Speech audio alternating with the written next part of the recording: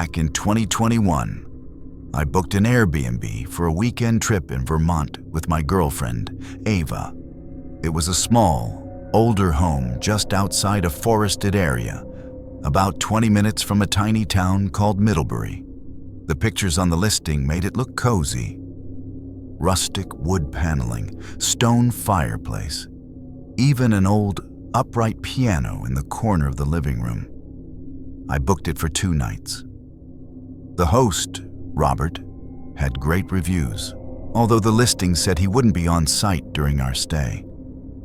The check-in was contactless. Key in a lockbox, no need to meet anyone. We arrived Friday evening around 6 p.m., just as the sun was dipping behind the hills. From the outside, the house looked even better than the photos. It felt private, surrounded by trees and perched at the end of a gravel road. But almost immediately after we got inside, things felt off. There was a strange smell. Not like garbage or something rotting, more like musty wood and something slightly metallic. Ava noticed it too, wrinkling her nose as she walked into the kitchen. "It smells like old pennies in here," she said. I shrugged it off. Probably just the pipes or something. We explored the house. Living room, small kitchen, 2 bedrooms, 1 bathroom. Everything was clean and organized, but there was one door at the end of the hallway that wouldn't open. It had a little padlock on it. I texted the host, "Hey, just wondering what the locked room at the end of the hall is?" He responded about 10 minutes later. "Just a supply closet. Sorry, forgot to mention. Please don't try to open it." It was a weird way to phrase it. Please don't try to open it, instead of just, "It's locked." But whatever. We unpacked, made dinner, and settled in for the night. Around 2 a.m., I woke up needing to pee.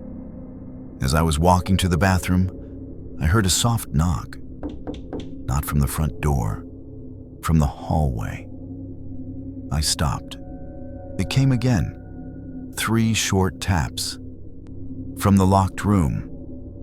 I stared at the door for maybe 10 seconds, heart pounding. Then silence. I shook it off, did my business, went back to bed without telling Ava. The next morning, Ava asked if I'd heard any noise during the night. I lied and said no. Later that day, while Ava was out on the deck reading, I tried to check the locked room again. Still shut tight. The padlock hadn't moved, but I noticed deep scratches around the handle, like someone had tried to pry it open before. That evening, we were playing cards in the living room when we heard it again. 3 taps, from the same hallway. Ava looked at me, wide-eyed. What the hell was that? I didn't even try to play dumb. We both got up and walked to the hallway. The air felt colder somehow, like the hallway was cut off from the rest of the house. We stood in front of the locked door. It was dead silent now. Then, tap, tap, tap. Ava let out a gasp and backed away. I grabbed her hand and we bolted to the living room. I pulled out my phone and texted the host again. "Hey, I know you said not to open the locked room, but we're hearing knocking from inside. Are you sure no one's in there?" No reply. 10 minutes, 30, an hour, still nothing. We decided to pack up and leave early the next morning, but that night was worse.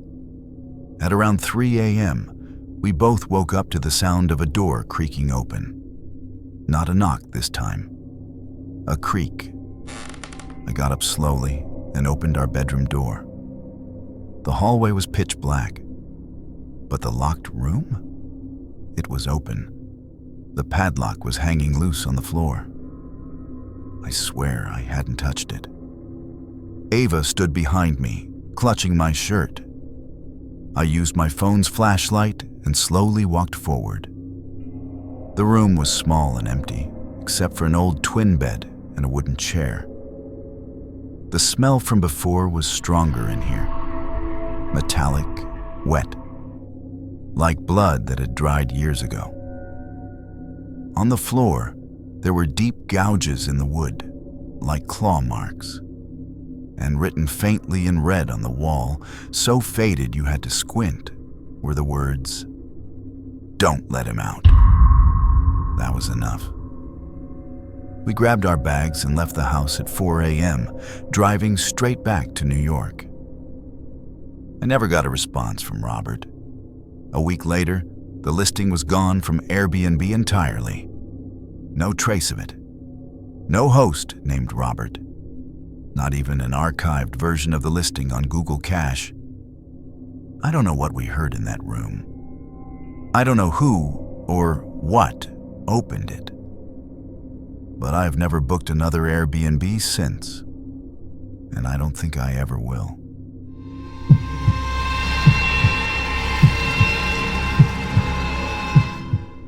I used to run a small Airbnb rental in a quiet suburb of Portland, Oregon. It was the lower level of my split-level house, fully furnished with a separate entrance, kitchenette, and a small backyard. My setup was modest, but cozy, and I had over 150 five-star reviews. I took pride in keeping the place clean and safe. One weekend in late October last year, I received a booking from a man named Adrian. His profile picture showed a grainy photo of a man wearing sunglasses, but his profile had a long history and several good reviews. He booked for 3 nights, Friday to Monday. Everything seemed normal.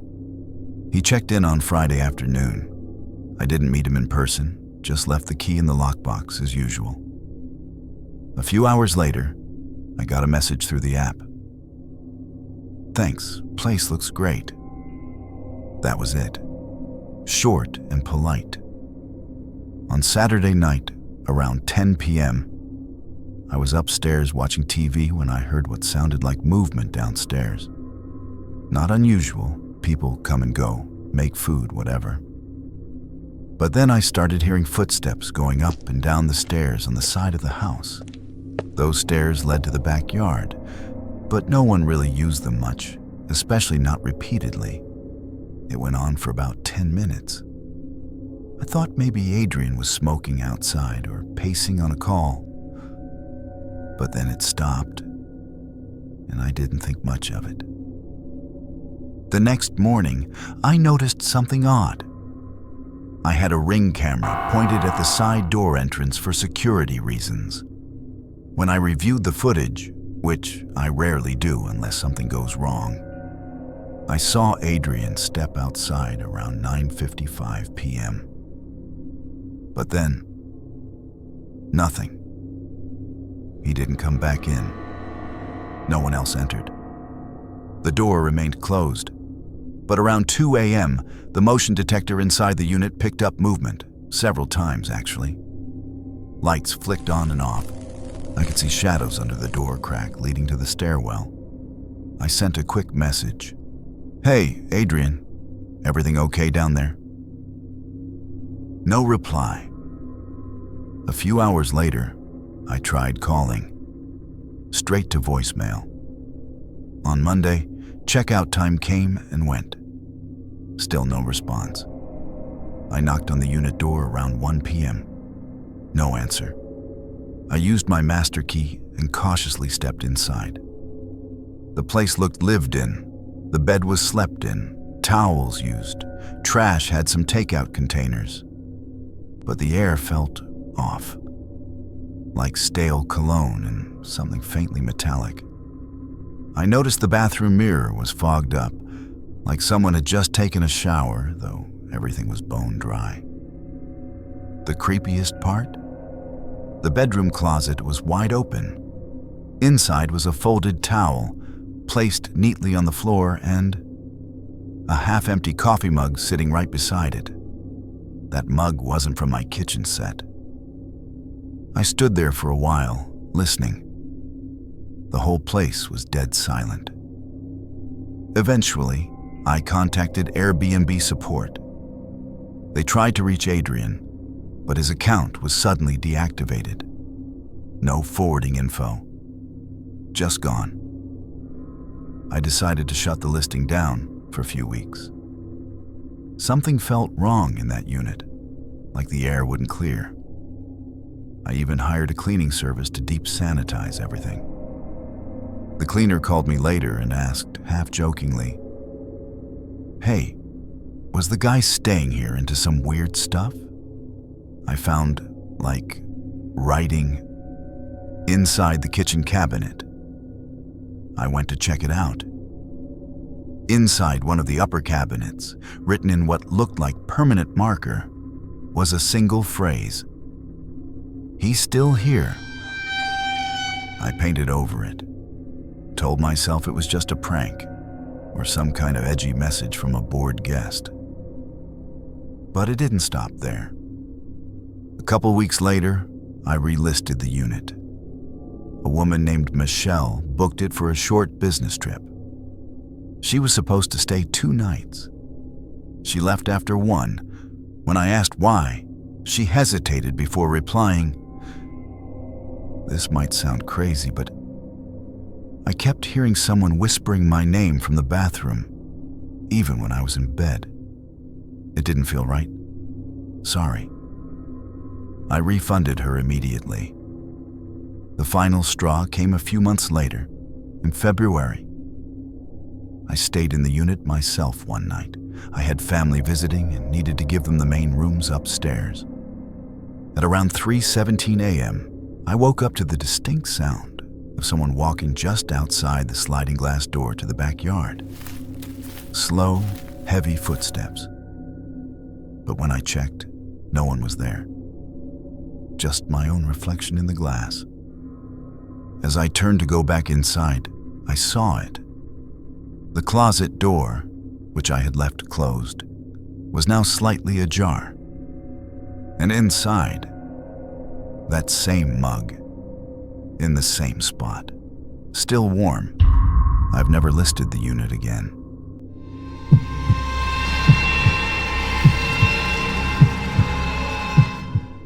Last summer, I booked an Airbnb for a solo weekend getaway in Vermont. I'd been burned out from work and just needed to disconnect. The house I picked was a small but cozy A-frame cabin about 20 minutes from the nearest town. It looked perfect in the photos. Wooden interiors, tall windows, a fire pit outside, and even a hot tub on the back deck. The host, someone named Julie, had great reviews. I didn't think twice. I arrived on a Friday evening, just as the sun was starting to dip. The directions took me through winding roads and dense woods, but eventually, I found the place. It looked exactly like the pictures, maybe even better. Quiet, secluded, no neighbors in sight. Inside, everything was clean and well kept. The fridge had complimentary drinks, the towels were neatly folded, and a handwritten note welcomed me. "Enjoy your stay. Let me know if you need anything, Julie." I texted her a quick thank you, unpacked, then stepped out back to sit by the fire pit with a beer. That first night was peaceful. I slept like a rock. The next morning, I decided to explore the woods behind the cabin. There wasn't a trail, so I wandered a bit. Maybe 30 minutes in, I stumbled across what looked like an old, rusted-out shed, half collapsed, vines growing all over it. I peeked inside and saw broken tools, a chair, and something that looked like a mattress on the floor. It felt strange, almost like someone had lived there at some point. But the structure was so decayed, it couldn't have been recent. I brushed it off as some old hunter's shack and made my way back. That evening, something weird happened. I was getting ready for bed when I realized one of the closet doors in the bedroom was slightly ajar. I hadn't used it yet, so it caught my attention. When I opened it, I expected to find spare linens or cleaning supplies. Instead, I found nothing. Literally nothing. The closet was completely empty, but there was a rectangular outline on the back wall where the paint looked different. Like something had been hanging there for a long time and was recently removed. There were also faint scratch marks along the bottom of the wall. It was subtle, but noticeable. Weird, but not necessarily scary. I figured maybe they took something out before my stay. Later that night, while brushing my teeth, I heard a soft thud from the bedroom. When I walked in, the closet door was open again. I was sure I'd closed it. I stood there staring for a moment, feeling that subtle shift in the air, the way a room feels when you're not alone. I checked the rest of the cabin. Locked windows, locked front door. Nothing out of place. Just that damn closet. I left a lamp on and went to sleep. Around 2 a.m., I woke up suddenly. I couldn't say why, but my heart was racing. It was pitch black. I guess the lamp had turned off on a timer. I reached for my phone.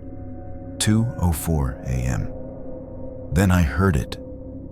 A creaking floorboard inside the cabin.